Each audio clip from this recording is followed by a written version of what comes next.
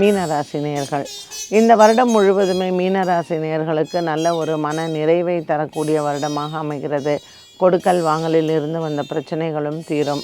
ராசியில் இருக்கக்கூடிய ராகு பகவானும் 7ஆம் இடத்தில் இருக்கக்கூடிய கேத்து பகவானும் உங்களுக்கு நல்ல ஒரு முன்னேற்றத்தை தருவார். 3ஆம் இடத்திற்கு சஞ்சாரம் செய்யக்கூடிய குரு பகவானின் இந்த மாற்றமானது மீனராசி நேயர்களுக்கு பொருளாதாரத்தில் சற்று குறைபாடுகள் இருந்தாலும் கூட பிறந்த சகோதர சகோதரிகளால் லாபங்கள் கிடைக்கும்.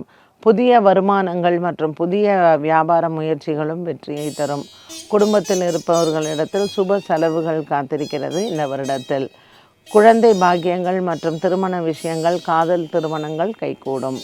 மீனராசி நேயர்கள் இந்த வருடத்தில் பல பெருமாள் ஆலயங்களுக்கு சென்று பள்ளி கொண்ட பெருமாளை இந்த வருடத்தில் நீங்கள் வணங்கி வந்தால் எடுத்த காரியங்களில் வெற்றி மற்றும் ராகு கேதுவுக்கான தோஷ நிவர்த்தியாகும்.